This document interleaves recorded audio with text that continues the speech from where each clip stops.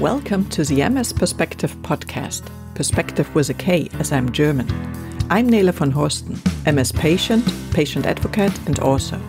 I'm bringing you interviews, inspiration and information about living with multiple sclerosis and show you ways how you can positively influence the disease and make the best out of your diagnosis. On ms-perspektive.com you will find the show notes, 11 free tips as a PDF and lots of other information. And now the show begins.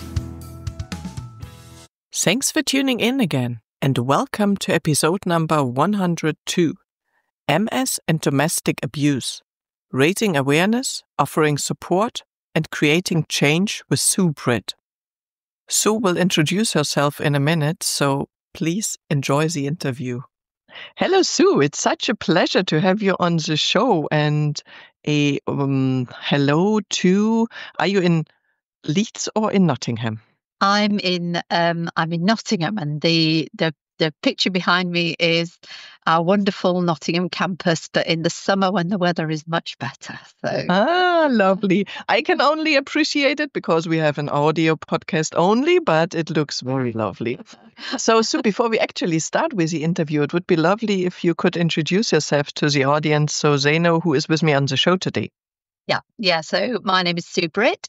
I am a midwife by background, but at this point in time, I'm not working as a midwife. I'm working as a PhD researcher at the University of Nottingham. And my work involves looking at how healthcare professionals respond to the issue of domestic violence and abuse in people with MS. Yeah. And I already teased that at a presentation in Germany, and people were looking shocked at me because I think that's something people don't think so much of it, especially neurologists. They think of all the medical things, but not so much about the social stuff. What was your personal motivation for your career choice or career change? So obviously I'd been a midwife for quite a long time, and I'd also been an academic. And then I was actually about to leave my post at the University of Nottingham as an academic, and then I came across this opportunity to look at domestic abuse, and I'd had quite a strong background in domestic abuse as a midwife because that's part of our role. But I hadn't any experience in MS, so it was sort of a lateral move for me to look at a problem that I knew quite a lot about, but in a different context. So, okay. And there hasn't been a lot of research in that, so that was an interesting field to enter. Yes. So can you explain what domestic violence and abuse, with the abbreviation DVA, means and how it might uniquely affect people with multiple sclerosis? Yeah, I think there's a few things to say here. Is that domestic violence and abuse, we'll call it DVA because it's easier than saying that all the time.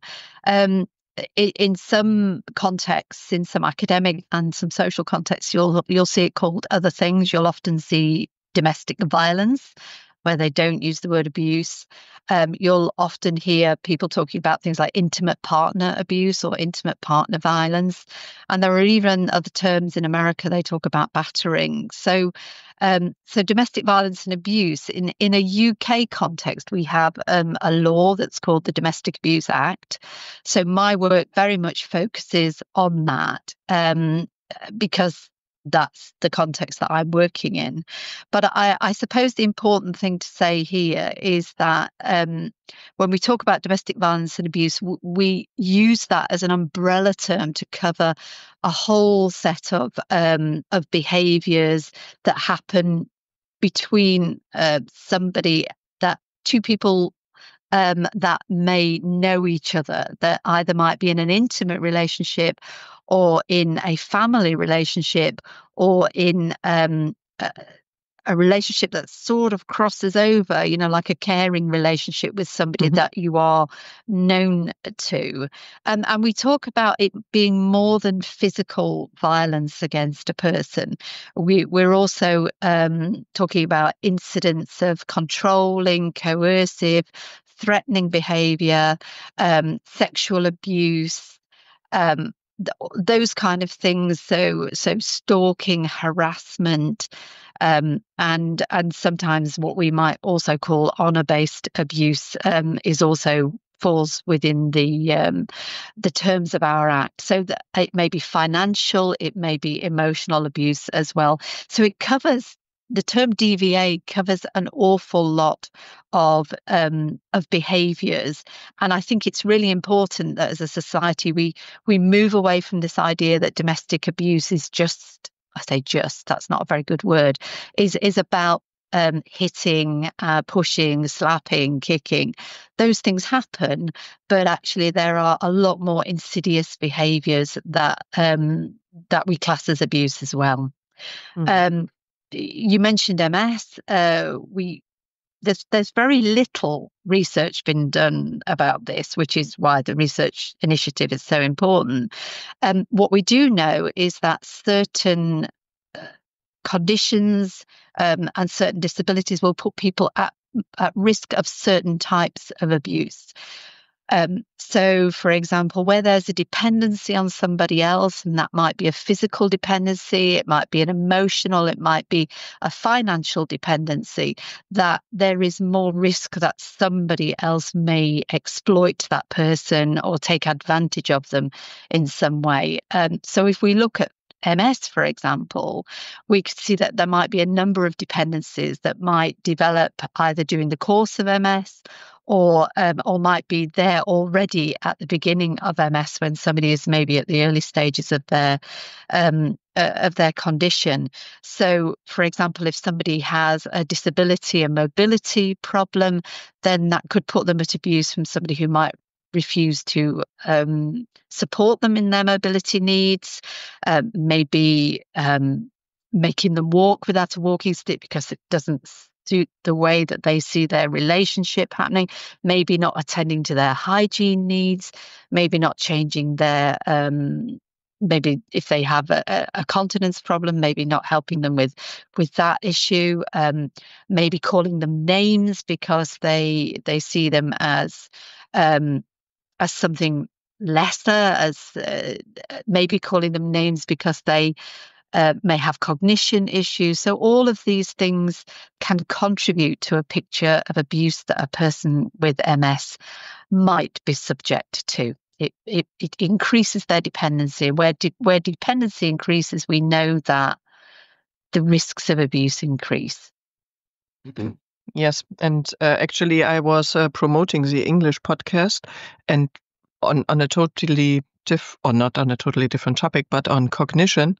And one of the comments that happened in Facebook was actually that a lady wrote that she experienced her husband calling her names, being very aggressive in behavior, and now they are getting divorced or are already divorced. But we were already preparing our interview, and I was like, wow, yeah, okay.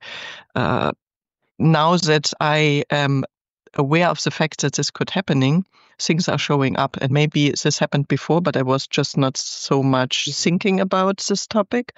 So I think it's very important that you are here, my guest today, and that this initiative takes place. What are some of the warning signs of DVA that people with MS or their loved ones should look out for?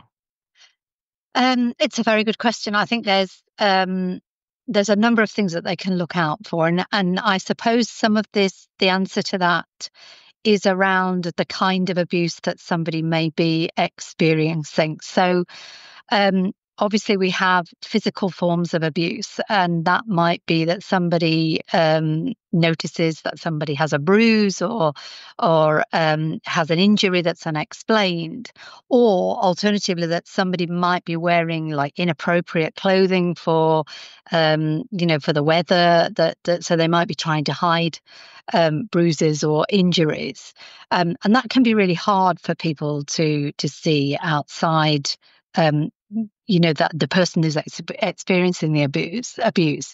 I think the other thing is these other more what we might call insidious types of abuse, things like control and coercion. So people that know somebody who might be experiencing DVA might notice that, for example, they complain that their partner is really possessive or really jealous. And sometimes, on the other hand, what can happen is we often know that right at the beginning of abusive relationships, partners can be really overly expressive of their love and their romantic commitment. So almost, we call it love bombing, that people do in order to get the victim to be very dependent on them. So sometimes if a relationship is very possessive right at the beginning, that can sometimes be a warning sign for people to look out for.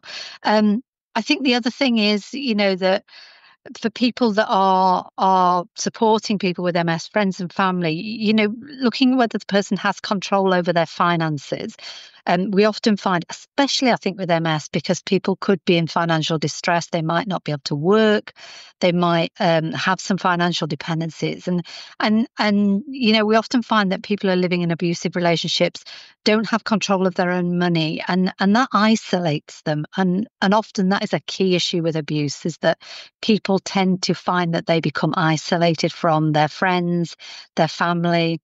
So somebody who's abusing somebody may try and encourage you not to see your friends, because often they're the first people to spot abuse. So it's often in the interests of the person who's perpetrating the abuse to stop you having that contact with friends and family.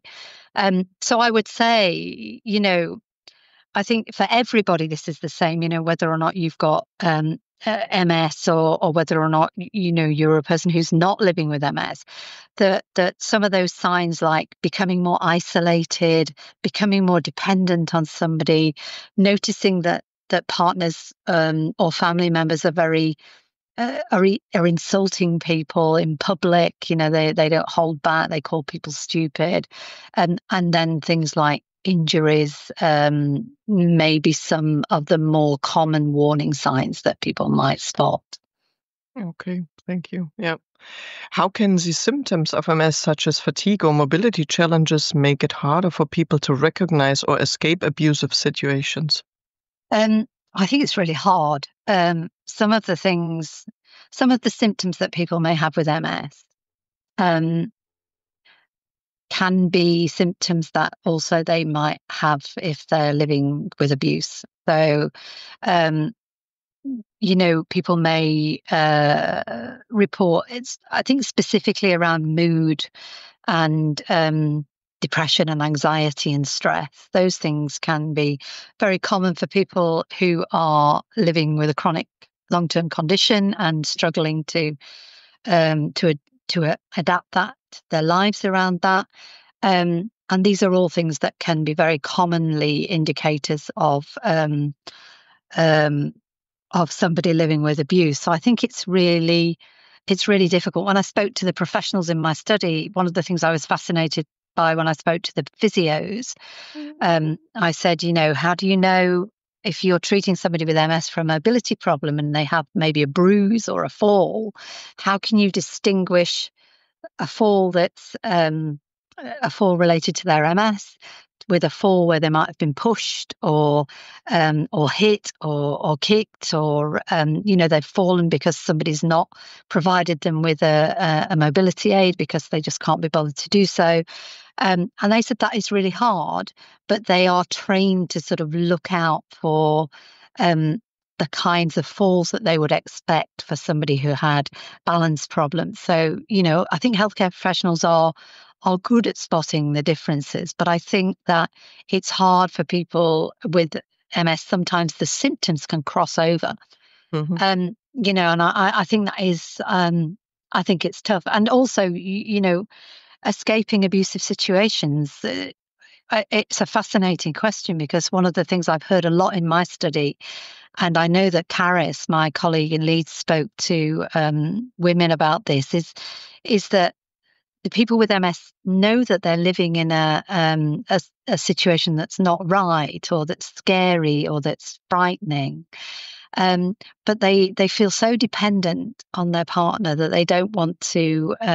We have an expression in English that I heard quite a lot in my study, that they don't want to rock the boat. And, so in other words, they don't want to cause a problem that might cause that person to leave them, because they may have a home, they may have children with that person, and that makes that decision to leave very, very complicated and very, very frightening for anybody. But if you have MS and you're not sure what your future is going to look like with that condition, then that, it can be equally frightening. So I think that's definitely something for professionals to think about. Yes. And when you were explaining it, I just had to think about a lady who had 4 children with her husband, and the husband was not nice, and it was really hard for her to leave him, and he was really, being very, making her very anxious about what could happen when she is finally doing that step of leaving him, if he would take the kids or things like that. He was really threatening. I've done, as a midwife, one of the biggest things that I would hear is if I were trying to support a woman, and this is obviously not MS related, but you can imagine how much more difficult it is for somebody who might have a disability.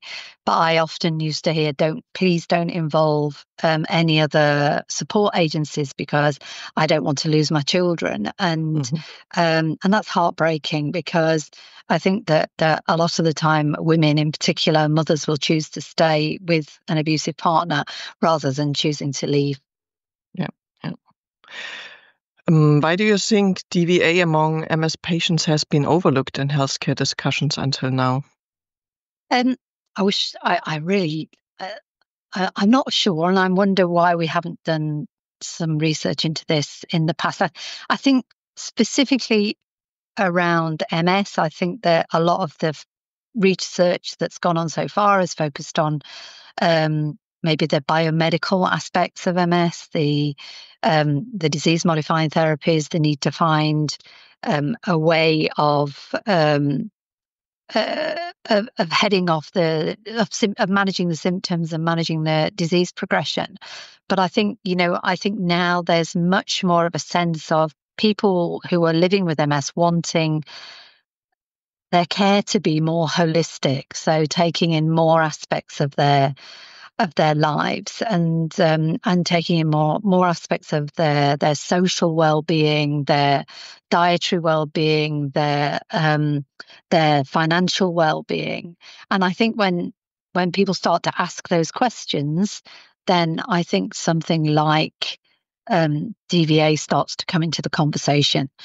So it's not a conversation that we haven't been having in healthcare, but I think it's now starting to develop into certain areas of healthcare. And I think that the work that we're doing in MS is quite groundbreaking in that regard. Yes, absolutely. Yeah, and I just remember I had an interview with Gavin Giovannoni, who is from the UK as well, and he was mentioning that it's so important to really look for every puzzle piece you can positively impact, and of course this would be one a big one emotionally for sure. Yeah. So how does DVA impact the physical and emotional health of MS patients differently than those without a chronic illness? Well, I think a DVA across the board has profound effects on people's emotional and physical health, and not just the people who are living with DVA, but the children who have been brought up in those relationships as well. We know, I think I mentioned, before we started the interview when we were talking, this idea of brain health is becoming very, very much more spoken about in MS circles. And we know that children who live with DVA, for example, if we go right back to birth, we know that children who live with abusive situations in their family, who see abuse happening, that can alter their brain chemistry, and the trauma that they have a profound effect on their brain structure as they grow older. And there are a couple of papers around experiences of child abuse then linking into later neurological conditions. So, that's an area to be explored. I think one of the things I'm always struck by when I go to conferences on MS is the effects of stress, and how stress can affect overall well-being, and also symptoms of MS. And also we now know potentially disease progression because of its effect on the immune system and its effect on all body systems. So if you think about domestic violence and abuse and living with that level of chronic stress, that we know that a person who lives with abuse, and sometimes this abuse goes on for years, and is insidious and starts off as one type of abuse and then develops into a different type of abuse. And so people can be living with that level of chronic stress for a long, long time. So I suspect what we might think about is the symptoms of MS being amplified, if you like, by people living with domestic violence and abuse, living in abusive relationships, potentially having to navigate appointments, potentially having to navigate finances, potentially having to navigate small areas of freedom, navigating their children's lives as well. And I think I spoke to one practitioner who told me about a young woman that she looked after who was newly diagnosed with MS, but who couldn't start on her disease modifying therapy because her life was she was living in a very abusive household, and her life was so chaotic around that abuse that she couldn't get to appointments. They couldn't get bloods done. They couldn't do any monitoring. And I remember the MS nurse saying to me that she'd said to this woman, "We need to know what your MS actually is."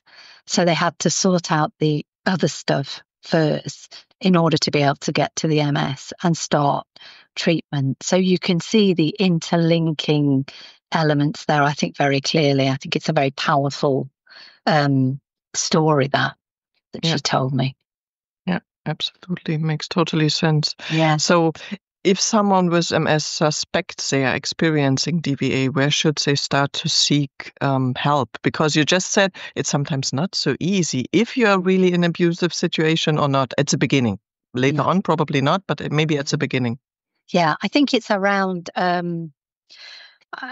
it's hard because a lot of what we know from the research, not necessarily in MS, but in other areas of healthcare and domestic abuse, is that it's very hard for people to recognise that they are in an abusive situation, and also it's very hard for them, even if they recognise it, to speak to anybody else about it. It's very stigmatising. We all want to live in wonderful relationships. We all want, we all want the ideal, don't we? And so often I think, it's difficult for people to accept that what they're living with might not be the right way. And the other thing to think about is that what abuse does over many years is it eats away at your self-esteem, and it eats away at your self-confidence. And that's deliberate. That's why we talk so much more about not just physical abuse. We talk about this control and coercion and the constant, what we call gaslighting. In other words, making people doubt often women and men will say they feel they're going mad because, the abusive partner will say, well, you didn't say this, you didn't do this, you didn't. So, and I think that's a big thing for MS in particular. So it can go unrecognised for years. And I think it's up to us all in society to have a conversation about this, so that when somebody feels scared and isolated and frightened in that relationship, then that they feel that it's the right thing to seek help. And I suppose that's the thing that we've got to do the most is to say to people, if you feel that it's not right, then it probably isn't. And it's probably time to talk to somebody that you trust, and, potentially try and get some professional support.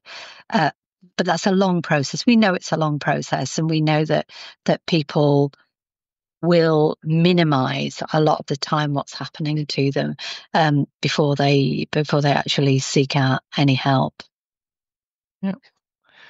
And by the way, because we were communicating up front, and I was checking, because you asked me the question in the document we were sharing, where people can find help in Germany, and I was looking for Germany, Austria, and Switzerland. And there are offers that are not related to MS, but of course you can always contact, I guess, a patient organization. But if you type in Google domestic violence, then already something pops up, and I guess it's always for the country you are living in or the country you are going into the internet, which I think is very good, because hopefully the podcast is heard in various countries, non-native various countries, and non-native English speaking for various countries. So I think Google or other search engines already help with that.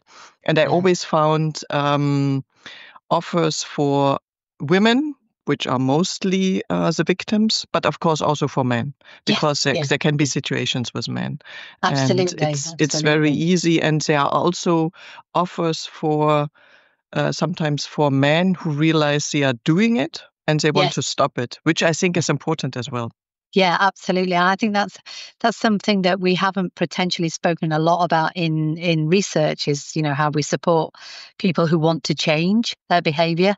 And sometimes, we know that can happen, with intensive help. But there are, that people can do online searches. And you'll often find the one thing that we always say to people is, if you're doing online searches, just be aware that if you are living with somebody who's checking what you're searching online, that to make sure that you close things down, that you perhaps do it through an incognito window. And a lot of the organizations that are I did actually have a look at a couple of German organisations before we did the interview. A lot of organisations will have a button somewhere on the screen that says "Leave now," so that somebody can very quickly, in case somebody comes in the room, that they can very quickly click on that button, and it gets rid of that page. Because we do know, unfortunately, again, one of the biggest areas of abuse can be people using like stalking software on computers and phones, so like a tracking software as well. So it's that's quite a I know it always amazes me how people try to be horrible to other people sometimes. Yeah, and luckily I'm not so aware of it, but it's important to learn about things. Yes, absolutely. So thank you for clearing that. Yeah. What role can healthcare professionals such as neurologists or MS nurses play in identifying and supporting MS patients who might be experiencing DVA? There's been one thing that has been quite a lot of research around, is the fact that people are feel quite able to speak to healthcare professionals about a lot of things. So they see healthcare professionals as somebody who is there to help them and to support them, and especially if they have a condition like MS, where you might be having frequent contact with healthcare professionals, and probably, well, hopefully the same healthcare professional. So you might have somebody that you've been seeing for a long period of time who knows you as a person and who you know well enough to speak to, and you may trust that person. So there's quite a lot of evidence to suggest that people who are experiencing abuse are happy to talk to somebody who's in a position of trust, like a healthcare professional. So I know that healthcare professionals are seen as less authoritarian than maybe the police, or potentially social workers, who might be seen as sort of threatening to take somebody away or threatening to arrest somebody. But whereas healthcare professionals are seen a little bit less authoritarian. So, I know Caris said that her participants said they didn't find the police particularly helpful, and they certainly weren't helpful in helping them accommodate for their MS. So they didn't know a lot about what special particular needs than somebody with MS might have. So I think what healthcare professionals can do and should do is that they should be aware of it, and they should be able to spot the signs, and know what the red flags are, so to speak, so that they can be aware of if that might be happening. I think it's important. A couple of things that we should add here is that, if you are a healthcare professional and you are worried about somebody sat in front of you and that might be experiencing abuse, and you can see those red flags, it's important to speak to that person on their own, not in the presence of somebody else, not even somebody you might think is a friend or a family member or even an older child, because we know that older children can very easily talk, go back home and say, oh, that nurse asked that, asked mum or asked dad about this, that and the other. So that might mean that healthcare professionals have to create opportunities to speak to people on their own. And the other thing that healthcare professionals need to also be aware of is that it can be dangerous to tell somebody to leave a relationship. So know the signs, try to get somebody on their own, and try to resist the temptation to tell somebody to leave, even though on a human level we might just want to say, get out. That can be very dangerous, and it's often around what we call here safety planning, and the best people to do that are organizations that, like you talked about earlier, who have a speciality, and it may well be, I don't know about the German healthcare system particularly, but in the UK we have in every hospital what we call a safeguarding department, and a professional can always speak to them if they're worried about somebody, and they can get advice from them about the next steps to take, and that's very useful. A lot of professionals rely on that, if they've got this feeling that something is not right in a relationship. Yeah, I'm not, to be honest, I'm not sure, and I was not checking it if that's the case in Germany or Austria, and of course with listeners from all over the place. Yes, it's probably dependent on the healthcare system. Absolutely, and we have quite a strong tradition of that in the UK.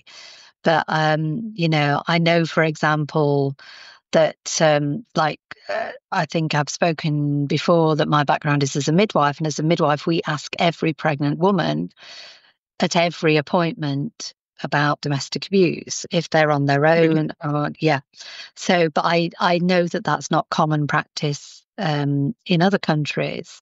So that the healthcare system that you work in is going to be very it's going to depend on that system as to how you address this issue. So, and I guess this is the point of doing things like the podcast, is to raise this awareness among healthcare professionals so that they can decide, is that something that I need to follow up on?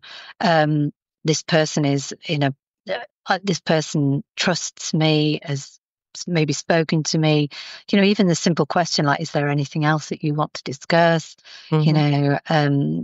How are things in general? Asking about those sort of social questions rather than just the medical questions, if you like, can lead to some of these discussions. Yes, and I have 2 children, and I had some appointments with the midwives where I was on my own.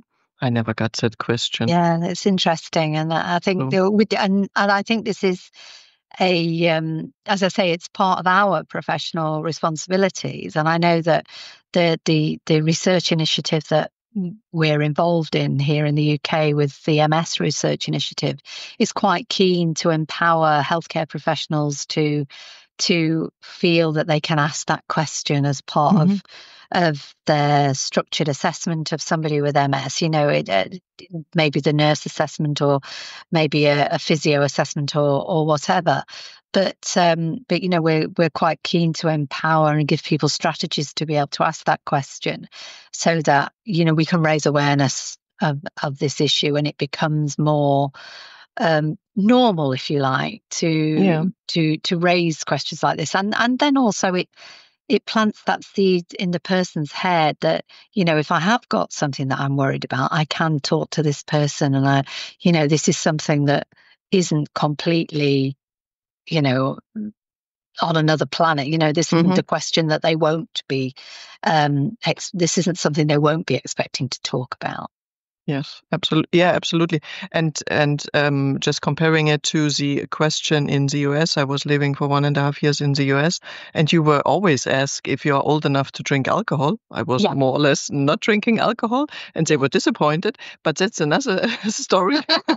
But if you are always asked that question, then you don't feel ashamed when somebody asks you the questions and you are not in a abusive relationship, because you are just used to it and you are okay and fine, and if there would be a situation, it's totally fine to talk about it. Yes. So I think it's very good to switch it to that's the normal thing to ask. Yeah. And then nobody feels ashamed that they are gonna ask that question. Absolutely. It's a destigmatizing the conversation. And it's also, it's a little bit like what we've done with mental health in general, really. I mean, we talk much more about mental health, but if we were to look back 10, 15, 20 years and, people didn't really talk about their mental health with it so openly. And I think this is what I meant when I said we all need to start the conversation about about these kind of things, so that it makes it more acceptable for people who are struggling to actually come forward and say, I need help, I need support. And then, it's also not so scary for the rest of us that are hearing that said to us. Absolutely.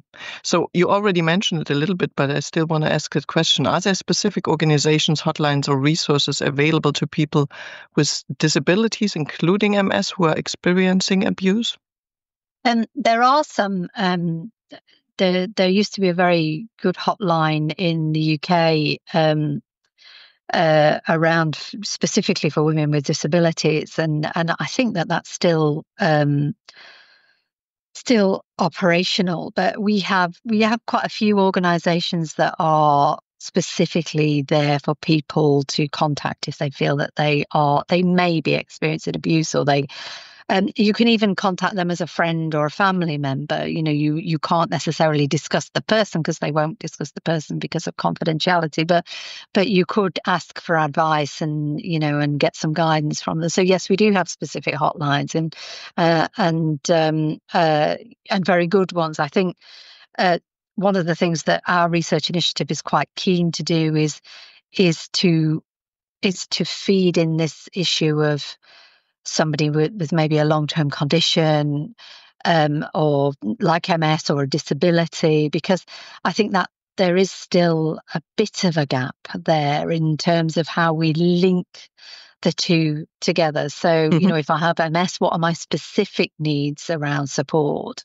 One of the things I think I'm right in saying that one of the things that my colleague Carrie's found that, if people are given a phone number to ring, then for somebody with MS who may, there may be some struggles with cognition, or, they may have other dependencies, that's not really useful. Sometimes they can't even pick up the phone to ring those hotlines. They may need somebody to actually do that for them. So sometimes I think, it needs to have a specific element to it. And I know we have, as you say, support organisations for people with MS, and I know they're very keen to work with our research initiative to incorporate that into their guidance, so that there's almost like a one-stop shop, if you like, so that somebody with MS can get clear advice and support around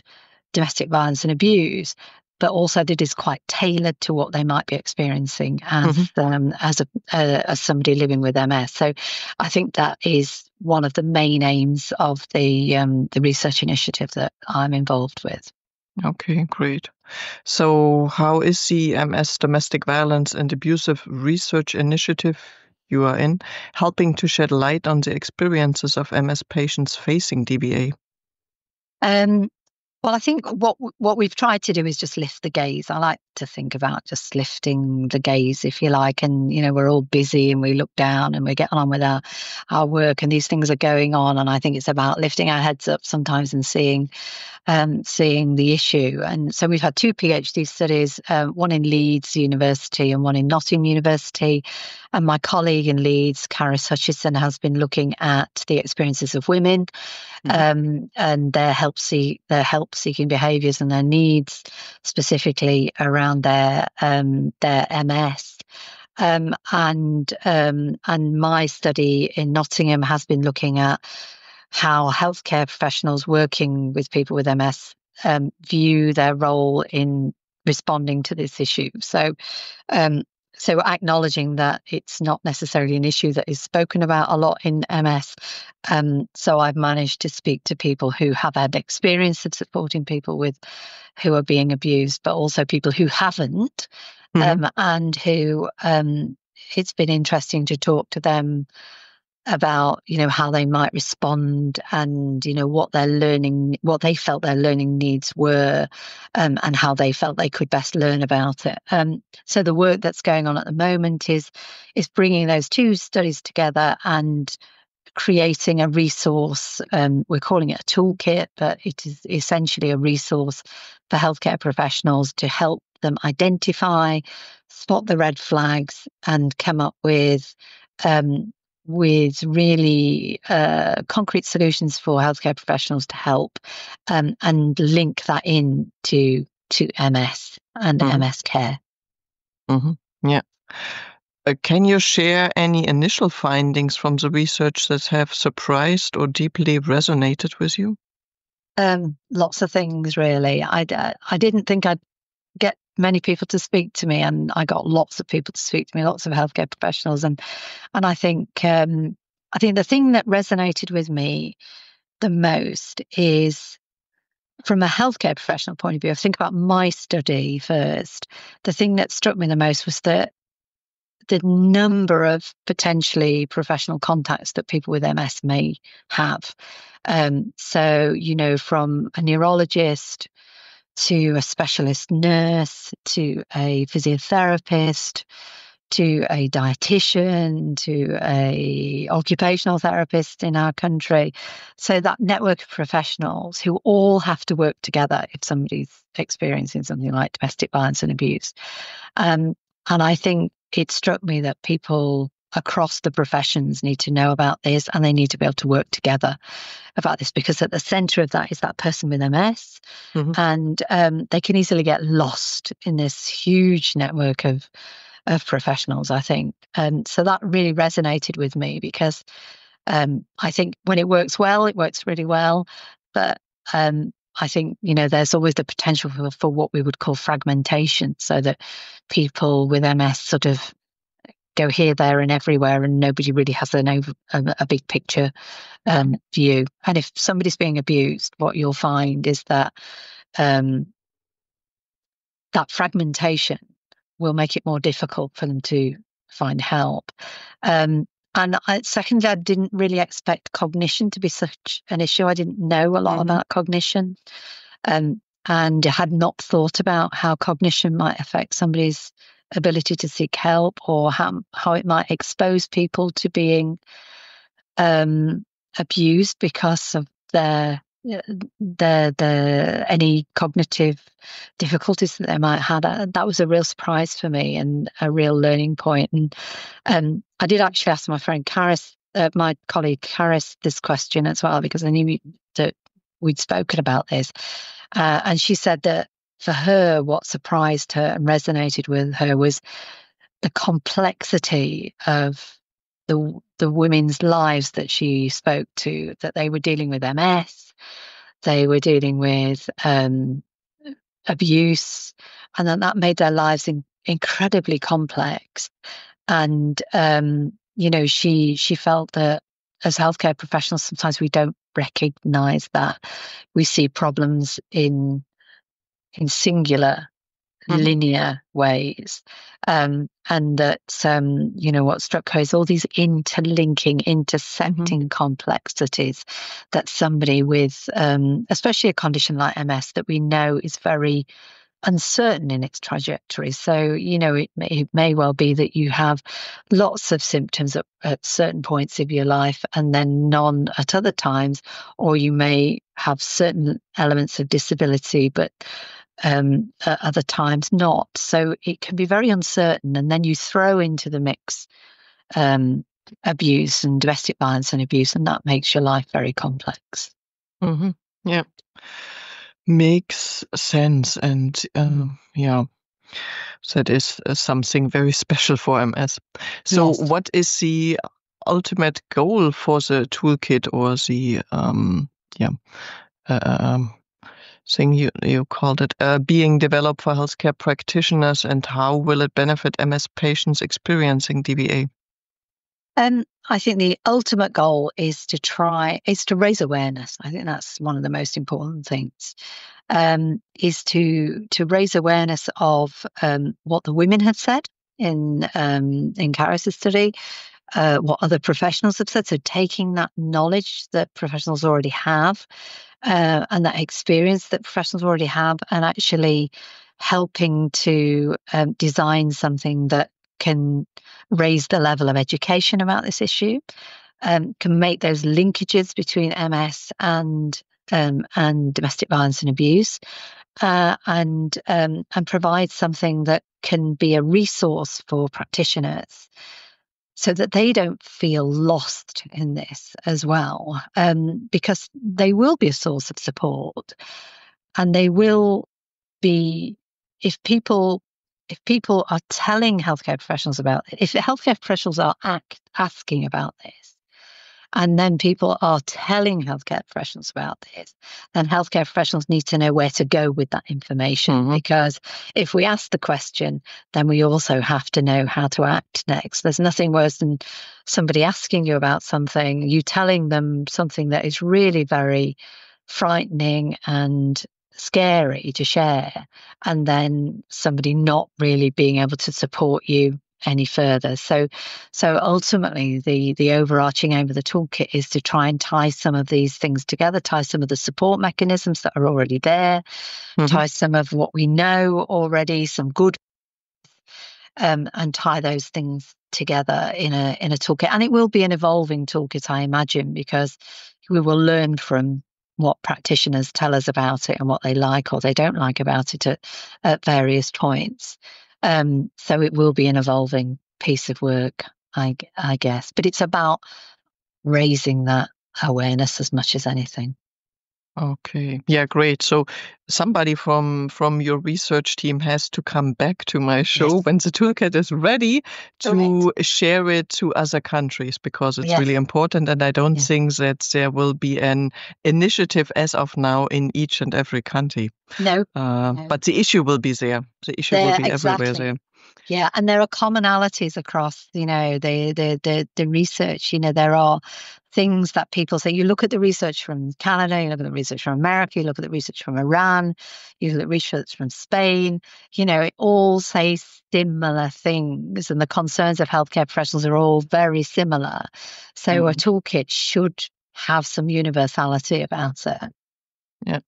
So what would you say to someone with MS who feels isolated or scared but isn't sure if what they are experiencing qualifies as abuse? Because, I mean, if you have an issue like incontinence, you might isolate yourself on your own. So it's not always easy to, I guess, find the border when it's done to you, or if you do it on your own in a little bit. Yeah. And I think this is really specific to MS in many ways. I think it's specific to long-term conditions, but MS has a lot of hidden elements to it. So, a lot of sort of invisible symptoms, or not invisible symptoms to the person, but symptoms that the person chooses to hold, in their own space. So I think sometimes people with MS may live with those symptoms and not particularly want to talk about those symptoms to anybody else.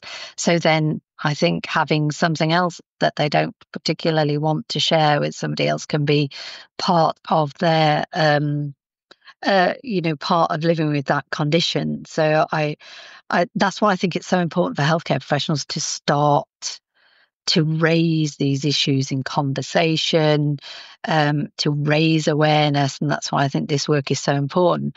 But I think we all have a role to play here in society, in that we need to make it acceptable if people are feeling isolated, if people are being scared, if people feel that something isn't right about their situation that they're living with, that it's okay to seek help from somebody that you trust, or to talk to somebody in the first instance. A lot of research suggests that people don't want help as such in the first instance, but what they want is somebody to listen to them, somebody to believe them, and somebody then to offer them a supportive listening ear for the point at which they decide that they want to take action. It's quite important to empower people to take action.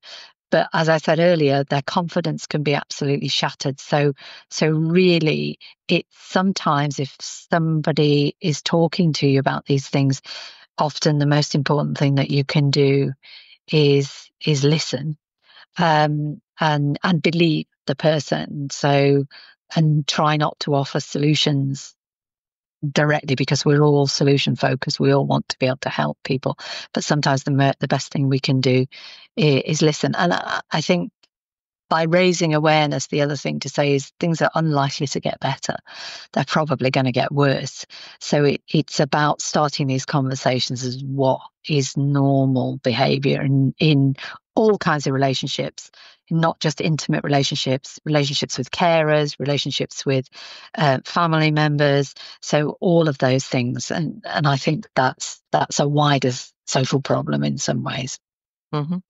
So is there anything additional to what you just mentioned, how family members or friends of someone with MS could offer meaningful support if they suspect DVA is happening?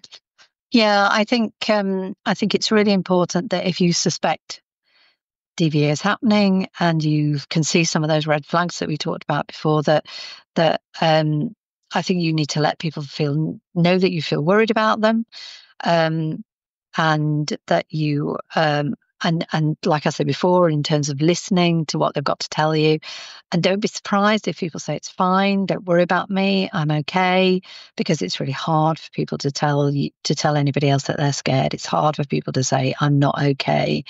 And they might be frightened that somebody's going to speak to the police, that somebody's going to take their children away. We've discussed these things during the podcast, but I think the important thing is, if you are worried about somebody, is to keep the lines of communication open, and to keep asking and to keep expressing concern, and just to gently sort of inquire about their well-being, and gently make them aware that you perhaps don't feel that a situation is right. It's a hard thing to do, because sometimes people will close down and not talk to you any further if they feel you're judging them, or if they feel that they need to hide from that, or that so I suppose it's about keeping the lines open, potentially suggesting who else they might be able to talk to in terms of support organisations. Encourage them to potentially speak to a healthcare professional, somebody that they trust. As I said, our MS Trust and MS Society have helplines. Maybe encourage them to speak to them, especially if it's affecting their MS. They could phone them on the pretext that asking about their MS. And I think some of these helplines are very good at talking about one thing and listening for another thing. Professionals are quite good at that. They're quite good at having a conversation about something and then listening for something else in the other time. But I think for friends and family, if you're worried, don't be frightened to approach it. don't be surprised if somebody says it's okay, but if you continue to be worried, don't be frightened to keep having the conversation. I think when I was doing my midwifery studies, somebody said to me that on average, people have to be asked about 30 times. 30. Yeah, before Whoa. they'll actually tell you that something's wrong. So I don't know how evidence-based that is. Whether it's one of those urban myths that grows up around midwifery. But, they said, you have to ask a lot of times before somebody will tell you. So again, think about that for your friends. Just keep the lines of communication open. Okay. Wow. Yeah. So what is your message to MS patients who feel hesitant to speak up about abuse because they fear they won't be believed or understood? Yeah. And again, I think this is a wider issue for all of us as well, is I think it's important for us to encourage people to say what they're feeling and to name it.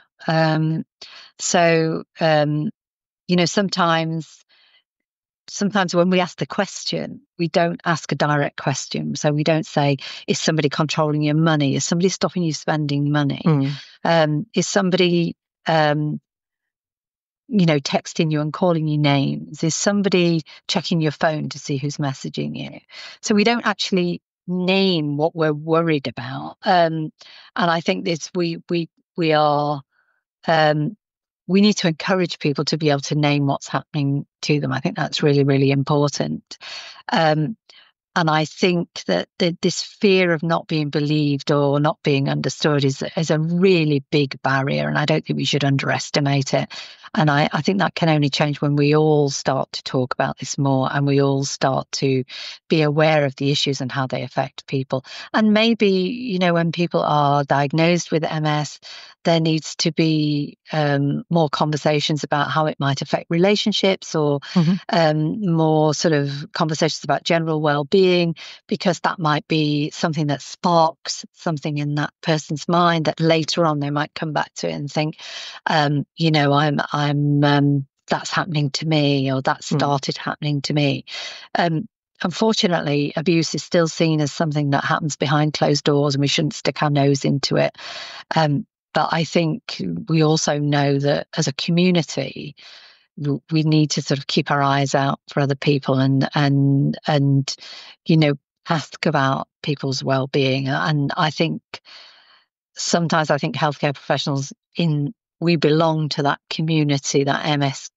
I'm not an MS specialist, but what I've seen from MS people that I've spoken to, the professionals that I've spoken to, is they have this real strong sense of being an MS community. And I think they have a real strong sense of wanting to do the right thing by somebody. So I think some of these conversations start there. The holistic care, if you like, the knowing about the person and inquiring about the person. Yes. Yeah. My doctor always calls it 360 degrees. Absolutely. Yes. Taking care. And of course, I say my neurologist way more often than my general practitioner, because I go 4 times per year to him. Yeah. So it's the closest relationship I have to a doctor in my life. Yeah. And I think this is where I think MS has there's a real potential there for building those relationships, and actually being able to ask some of these questions. I love this idea of 360 degrees. I think that's a really great way of looking at it. So you're looking at the person not just from that narrow perspective of their biomedical well-being, which is really important, especially with a condition that affects so much of the physical body, but actually it's having that awareness of mental health, dietary health, nutritional health, social health, spiritual health, all of those things that that feed into the well-being of that person, that true holistic care. And I think when we can do that, then these issues will be something that are not frightening to talk about. Yeah. Absolutely. So, Sue, this was a very interesting interview. Let's come to the quickfire Q&A session. Okay. Complete the sentence. For me, multiple sclerosis is? Fascinating. I think it's fascinating in what people are trying to achieve. I love the people working in MS. I've learned so much from them. And yeah, fascinating. That's my word. What development would you like to see in the field of multiple sclerosis in the next 5 years? Well, I think that's a problem. I think that's a question for MS specialists.